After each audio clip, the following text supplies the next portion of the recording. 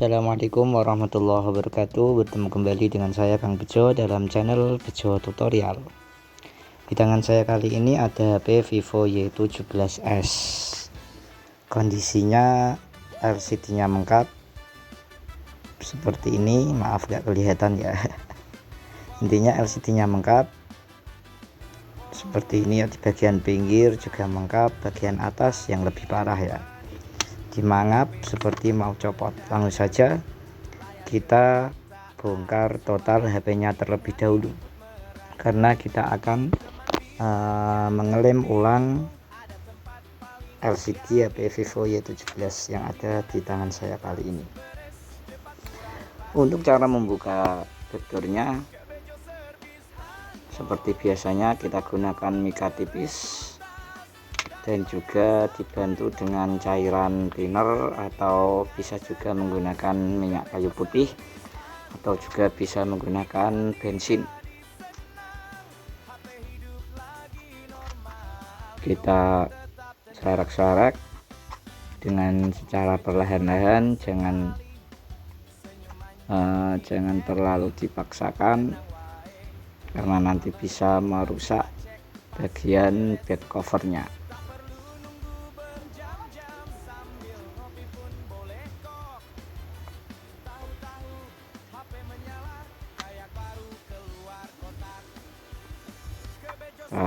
Serak-serak seperti ini.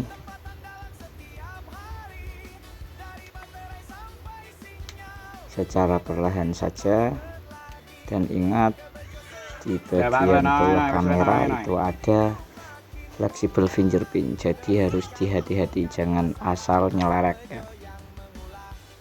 Nanti kita bisa merusak bagian fleksibelnya tidak berfungsi lagi.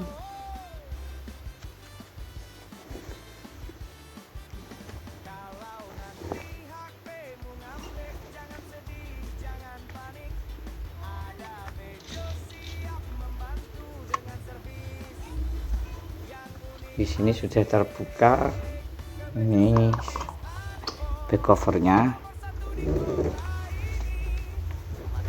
Lanjut kita akan membuka atau mencopot bagian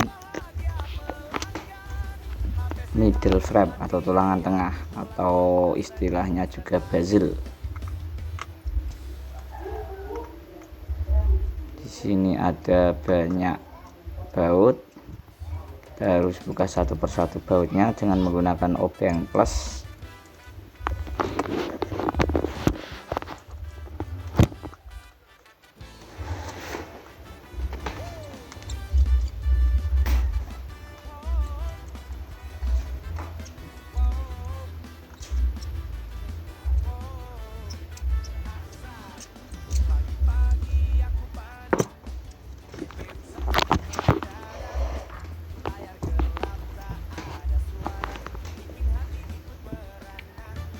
Jika kesusahan memungut baut yang sudah kita obengi tadi, ya kita gunakan kita gunakan pijat ya, seperti yang saya lakukan ini. Kita punguti satu persatu bautnya, dan jangan asal copot bagian bezelnya ya, karena di bagian bezel ini juga ada fleksibelnya. Ini prosesnya kita buka SIM tray-nya, jadi terlupa. SIM tray-nya seperti itu, ada di bagian atas untuk HP Vivo Y17s. Dan untuk membuka bezel seperti biasa, kita gunakan besi tipis penyongkel backdoor merek profesional TE03.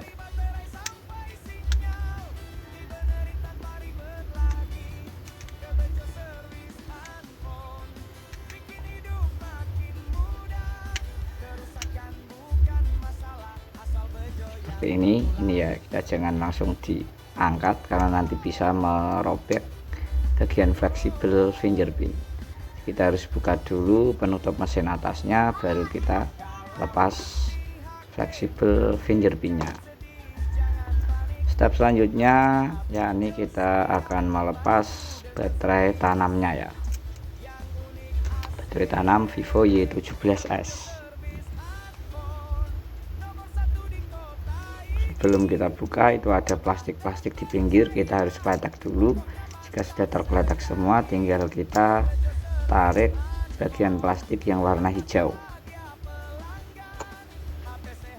Ini sedikit kesulitan, jadi saya congkel. Oh, tadi kelupaan fleksibelnya belum saya copot, masih saya usahakan, ternyata masih sangat sulit. Jadi terpaksa saya gunakan alat bantu besi penyongkel tadi, tapi saya usahakan juga masih kesulitan. Sekarang saya gunakan pinset, tapi yang bagian atasnya yang tumbul, bukan yang bagian lancipnya. Kalau bagian lancip nanti bisa merusak baterai bisa bolong, nanti jadi rusak gitu ya.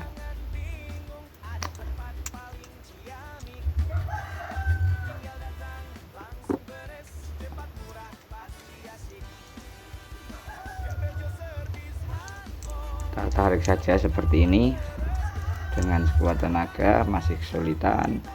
Saya congkel lagi bagian bawahnya, sedikit terbuka, ini sudah.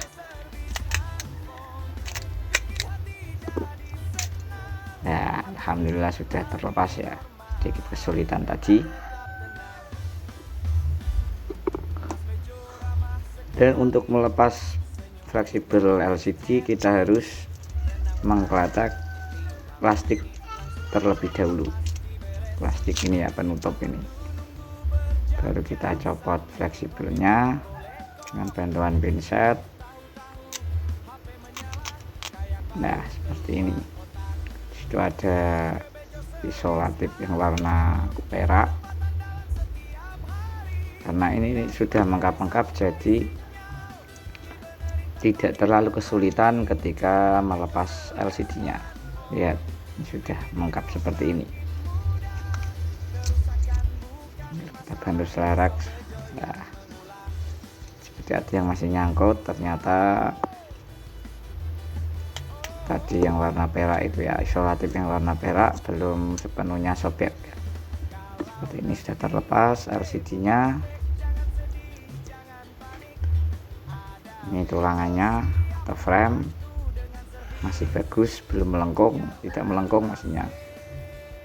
Sebelum kita kasih lem bagian framenya, kita harus membersihkan bekas-bekas lem yang menempel pada framenya terlebih dahulu, agar ketika nanti kita pasang LCD nya bisa merekat secara sempurna ya.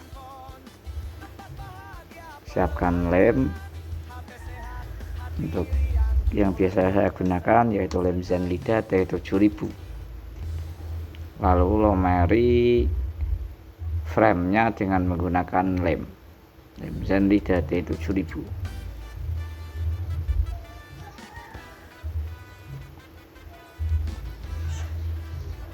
Sebisa mungkin kita leleti atau lomeri lem secara keseluruhan, secara merata dan keseluruhan.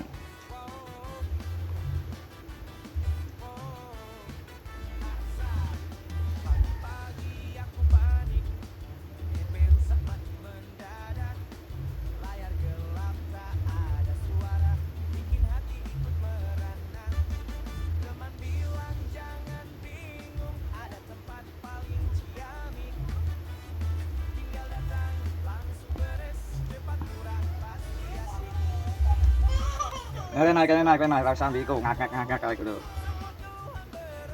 Sini.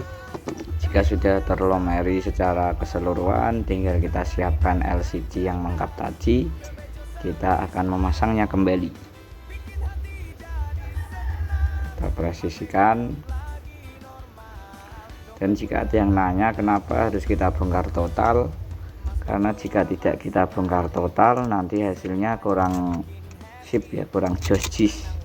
Biasanya jangka waktu 1 minggu atau 10 hari nanti mangap lagi. Jadi biar hasilnya bagus, maksimal, awet, kita harus bongkar total dulu. Jadi semua lemnya kita ganti gitu ya. Intinya kita itu mengelem ulang, bukan cuman menambal sulam, bukan kan gitu. Jika ditambal sulam, nanti yang tidak kita sulam biasanya akan mengkap juga, beberapa hari akan mengkap juga kan gitu.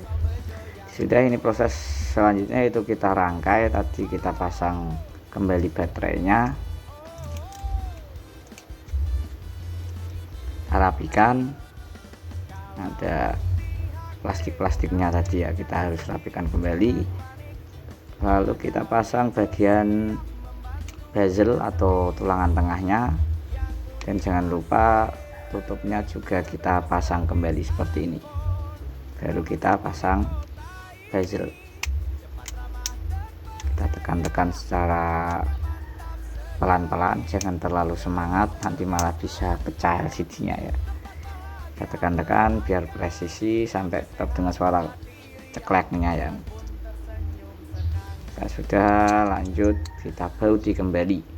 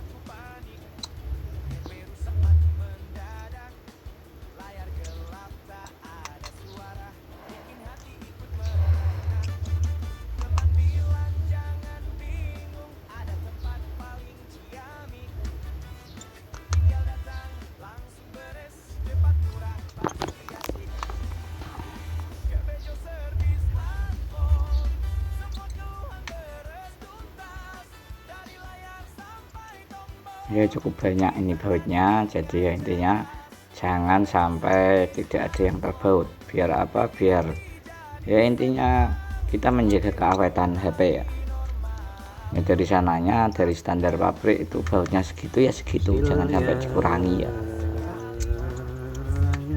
Sebagai tukang servis itu harus jujur, karena kejujuran itu yang paling utama itu ya.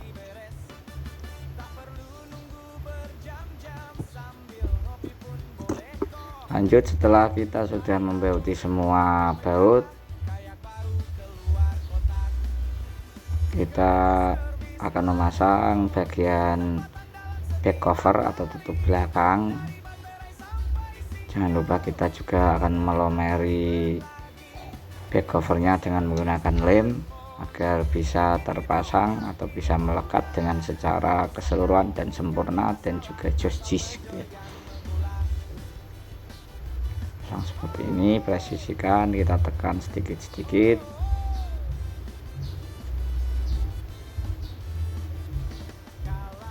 Pasang kembali SIM tray-nya.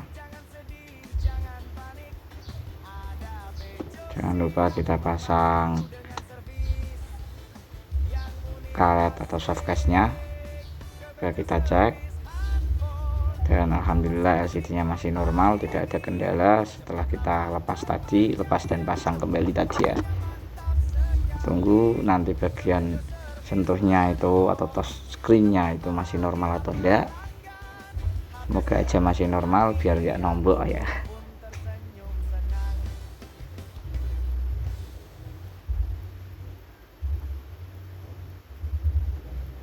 Masih loading kayak sulit, alhamdulillah sudah bisa ya.